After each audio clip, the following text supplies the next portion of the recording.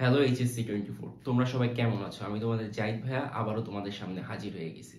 জানি এখন তোমরা সবাই ভালো নেই, কেউ অনেক ভালো আছো আবার কেউ অনেক খারাপ আছো, কারণ তোমাদের ভিতরে এখন দুই ভাগে বিভক্ত হয়ে গেছে।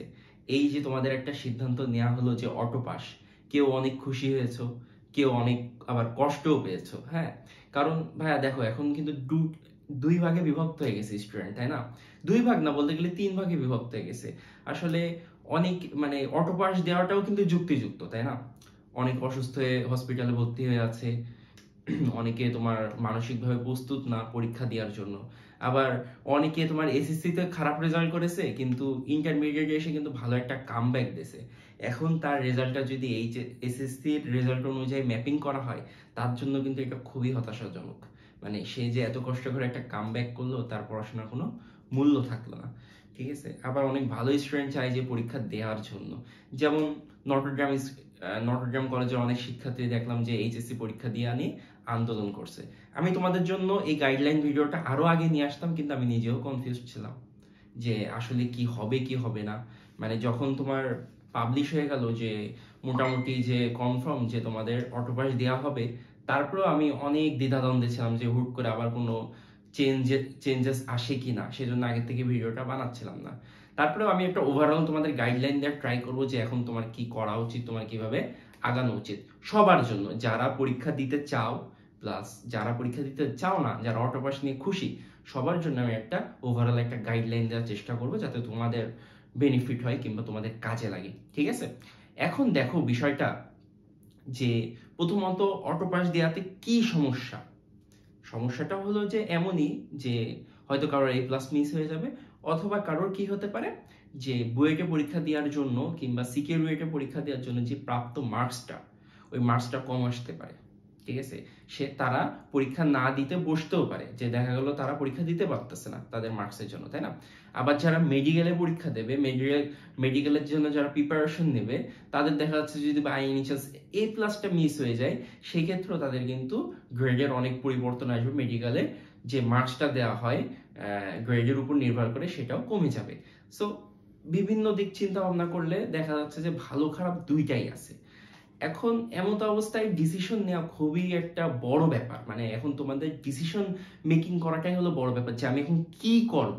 ঠিক আছে, দেখো তুমি যতই কান্নাকাটি করো না কেন, তুমি যতই হতাশার মধ্যে বসে থাকো না কেন, প্রথমত আমি তোমার এটাই বলতে চাই, তুমি যতই কান্নাকাটি করো, তুমি যতই হতাশার মধ্যে থাকো না কেন, সারা ঘর বাড়ি ভেঙে চুরে ফেলাই দিলেও তো সরকার যেটা বলবে সেটাই তো হবে, তাই না?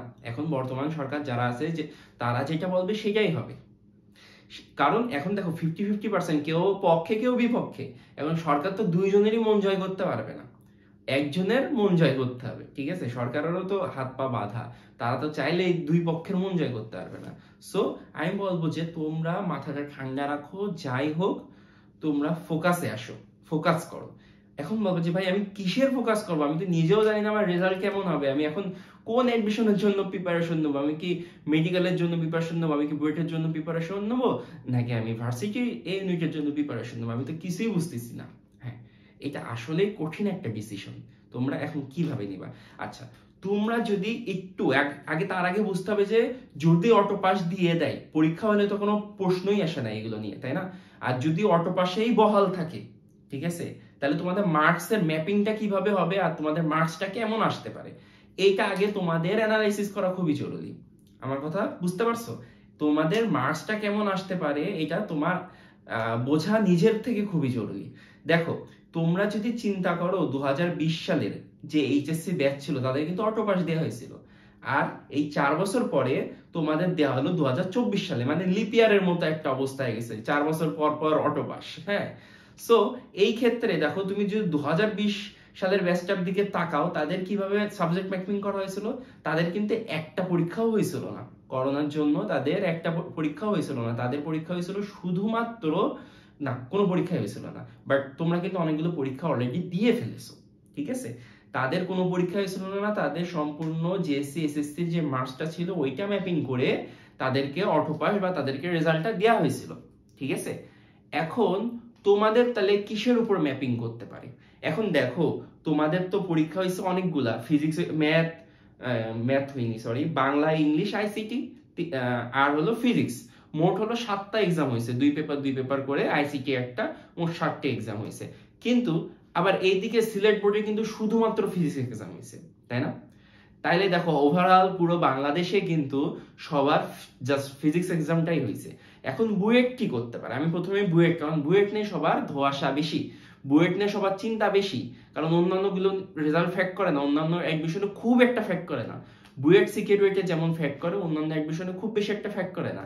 এখন এতটুকু কনফার্ম যে তোমার বুয়েট এইচএসসি যে ফিজিক্স এক্সামটা দিছো তোমরা, physics first paper plus physics second paper যে এক্সামটা দিছো, এইখানতে তোমার ফিজিক্সের মার্কসটা ম্যাপিং করা হবে, এতটুকু কনফার্ম। বুয়েট তোমার অবশ্যই, আমার যতটুকু মনে হয়, বুয়েট অবশ্যই তোমরা যে এইচএসসি ফিজিক্স এক্সামটা দিছো এখান থেকে মার্কস ম্যাপিং করবে।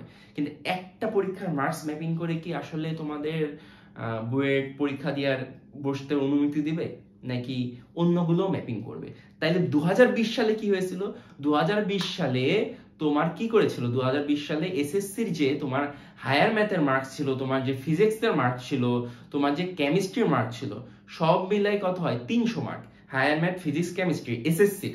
তাহলে এইচএসসি 2020 এর কি করছিল? এইচএসসি 2020 এর কি করছিল? এদের এসএসসি পরীক্ষা ম্যাথ, ফিজিক্স, কেমিস্ট্রিতে মোট 300 মার্ক ছিল, তার মধ্যে থেকে যারা 290 মার্কস পাইছিল, ঠিক আছে, মানে 90% করে, 290 না, 270 মার্কস পাইছিল 90% করে, ঠিক আছে, 90% মার্কস পাইছিল, তাদেরকে বুয়েট পিডলিতে পরীক্ষায় অংশগ্রহণ করার সুযোগ দেয়, ঠিক আছে। এখন তোমাদের এইচএসসি ফিজিক্স পরীক্ষা কিন্তু মোটামুটি একটু হার্ড ছিল, অনেক জায়গায় কোশ্চেন, সো এইটা হয়তো বা 90% হইলেও পুরোপুরি 90% কিংবা তার থেকে কম হওয়ার সুযোগ আছে, বেশি হওয়ার সুযোগ নাই। আমার কথা বুঝছো? ফিজিক্সের মার্কস কত হইতে পারে?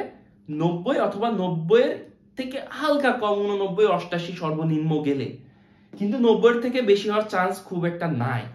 ওকে, এখন কেমিস্ট্রি আর ম্যাথ যদি তারা ম্যাপিং করে, তারা নেবে কিন্তু তোমাদের এসএসসি পরীক্ষা থেকে, তোমাদের এসএসসি এক্সাম থেকে, ঠিক আছে। তোমাদের কোন এক্সাম থেকে ম্যাথ আর কেমিস্ট্রি মার্কস ম্যাপিং করবে? তোমরা যখন এসএসসি এক্সাম দিছিলে, তা তোমরা কিন্তু এসএসসি তে আবার এক্সাম দিছিলে কিন্তু শর্ট সিলেবাসের উপরে, তোমাদের সময় কিন্তু হিউজ পরিমাণে এ প্লাস পাইছিল তোমাদের ব্যাচে, তাই না? প্রচুর এ প্লাস পাইছিল, ঘরে ঘরে এ প্লাস ছিল, তোমাদের মার্কসের কোনো অভাব নাই। সো সেই ক্ষেত্রে আমি বলতে পারি যে আরো এসএসসি ম্যাথ, ফিজিক্স, কেমিস্ট্রি তো সহজ এসএসসি থেকে, সেই ক্ষেত্রে আমি বলতে পারি অবশ্যই তোমার এসএসসি তে ম্যাথে, মানে হায়ার ম্যাথে, অবশ্যই হায়ার ম্যাথ, কারণ বুয়েট সবসময় হায়ার ম্যাথ দেখে, জেনারেল ম্যাথ দেখে না, হায়ার ম্যাথে অবশ্যই 95% মার্কস থাকা লাগবে। আর কেমিস্ট্রিতেও প্রায় আনুমানিক, এগুলো কিন্তু সবই আনুমানিক, একটা ধারণা করতেছি আমি, 95% মার্কস থাকা লাগবে, তাহলে তুমি বুয়েটের বসার মতো একটা অবস্থানে আসো, আশা করা যায়। কারণ কি ভাই, একে তোমার অনেক সহজ, প্লাস তোমার শর্ট সিলেবাস এসএসসি তে পরীক্ষা হয়েছিল, ধুমায় সবাই মার্কস পাইছে, ঠিক আছে। সো তোমাদের অবশ্যই এসএসসি তে যদি হায়ার ম্যাথ আর কেমিস্ট্রিতে 95% কিংবা তার অধিক মার্কস থেকে থাকে, আর এইবার যে ফিজিক্স এক্সামটা তোমরা দিয়েছো সেটাই যদি তোমরা আশা করো তোমরা 90% মার্কস পাবা, তাহলে তুমি এখন থেকে বুয়েটের প্রিপারেশন নেওয়া শুরু করে দাও। এইটার যদি ডিফারেন্সটা, মানে যদি এই পার্সেন্টেজের থেকে অল্প কিছু কমও থাকে, তাহলেও তুমি বুয়েটের প্রিপারেশন নাও, বুয়েট না হোক আশা করি অন্তত সিকিউরিটিতে তোমরা এক্সামটা দিতে পারবা।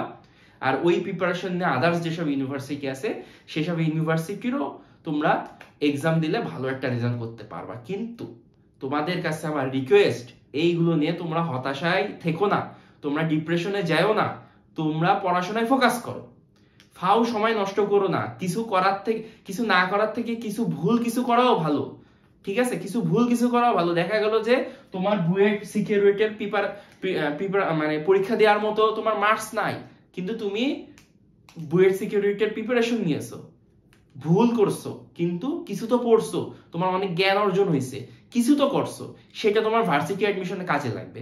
বাট অন্তত বসে থেকো না, অন্তত বসে থেকো না। এবার আসি যারা একটু অ্যাভারেজ স্টুডেন্ট, যারা আমার মতো একটু গরু ছাগল টাইপের স্টুডেন্ট, বেশি ভালো স্টুডেন্ট না, তাদের কাছে আসি। তারা দেখা যাচ্ছে যে এই ফিজিক্সে এবার পরীক্ষা দিছে, মোটামুটি টাইনে টুইনে এ প্লাস, মানে 80% মার্কস পাবে তারা, সর্বোচ্চ টেনে টুইনে এ প্লাস। হ্যাঁ, তার কমও পাইতে পারে, আমার মতো স্টুডেন্ট যেহেতু তার কমও পাওয়ার সম্ভাবনা বেশি। আর তারা এই যে এসএসসি তে পরীক্ষা দিছিল, তারাও এখানে দেখা গেল 90% কিংবা 90% এর কম মার্কস পাইছে, 90% এর থেকে কম মার্কস পাইছে। তাদের বলবো ভাই দরকার নাই বুয়েট কিংবা সিকিউরিট, হয়তোবা তোমাদের এবার এইচএসসির প্রিপারেশনটা অনেক ভালো ছিল, কিন্তু পরিস্থিতি তোমাদের সাথে নাই, কিছু করার নাই। আমি বলবো ভাই তোমরা যাই হোক মন টন খারাপ করো না, তোমরা চোখ বন্ধ করে ভার্সিটি ক ইউনিটের প্রিপারেশন নাও। যারা মেডিকেলের জন্য প্রস্তুতি নিতে চাও তারা মেডিকেলের জন্য প্রস্তুতি নাও, ঠিক আছে? সো তোমাদের যদি এরকম হয়ে থাকে হায়ার ম্যাথ আর কেমিস্ট্রিতে তোমাদের 90% মার্কসের থেকে কম, তাহলে তোমরা ভার্সিটি প্রিপারেশনে চলে যাও অথবা মেডিকেল প্রিপারেশনে চলে যাও। আর অবশ্যই দেখা যাচ্ছে যে তোমাদের ফিজিক্সেও মোটামুটি কম এবার যে পরীক্ষাটা দিছিলা, সো তোমরা তোমাদের দেখা গেল এখানে যদি 80% থাকে, তোমাদের বুয়েট সিকিউরিটি এক্সাম দেওয়ার সার্টিফিকেট এটা না হওয়ার সম্ভাবনা বেশি। সো তোমরা সরাসরি ভার্সিটি প্রিপারেশন নাও। এখন আমি তোমাদের আশা করি বুঝাই দিতে পারছি যে কারা মেডিকেলের প্রিপারেশন নিবা, কারা ভার্সিটির প্রিপারেশন নিবা, কিংবা কারা ইঞ্জিনিয়ারিং এর প্রিপারেশন নিতে পারো। সর্বোপরি একটা কথাই বলবো, তোমরা বসে থেকো না, তোমরা পড়াশোনা চালাই যাও। অন্তত যাদের বেসিকে যেখানে ঝামেলা আছে ওইগুলো অন্তত পড়ো। শোনো, পড়াশোনা কিন্তু তোমার ওই এইচএসসির সাথেই রিলেটেড, এমন না যে আকাশ আর পাতাল, বই আলাদা সবকিছু আলাদা, তা তো না, সবই একই। বেস তো একই, তোমার বেসটা আরো স্ট্রং করো, তোমার বেস যদি দুর্বল থাকে বেসটাকে আরো স্ট্রং করো, অ্যাডভান্স কিছু ম্যাথ করো, অ্যাডভান্স কিছু কেমিস্ট্রির বিক্রিয়া সলভ করো, ঠিক আছে? পড়াশোনার ভিতরে থাকো, পড়াশোনার বাইরে চলে যাও না। এই রিদমটা তোমরা যদি হারাই ফেলাই দাও তাহলে কিন্তু খুবই একটা মানে, এমনি তো তোমরা অলরেডি রিদম হারাই ফেলেছো, অনেকেই রিদম হারাই ফেলেছো পড়াশোনার মধ্যে নাই, কিন্তু যারা অ্যাডমিশনের জন্য ডেডিকেটেড তারা পড়াশোনা চালাই যাও, পড়াশোনা চালাই যাও, তাছাড়া কোনো উপায় নাই ভাই। আলটিমেটলি তুমি দেখা গেল হয়তো বুয়েটে হলো না, কিন্তু একটা পাবলিক ইউনিভার্সিটিতে তুমি চান্স পাওয়ার যোগ্যতা রাখো, এখন তুমি এইসব ডিপ্রেশনের মধ্যে যে ওই যোগ্যতাও হারাবা, এটা একটা বড় বোকামি। সো আজকে এই পর্যন্তই ছিল, তোমাদের জন্য আরো কিছু ভিডিও নিয়ে আসবো যাতে তোমাদের হেল্প হয়, আপডেট জানাবো, ইনশাল্লাহ তোমাদের ভালো কিছু হবে, আমি দোয়া করি। আজকে এই পর্যন্তই ছিল, আল্লাহ হাফেজ।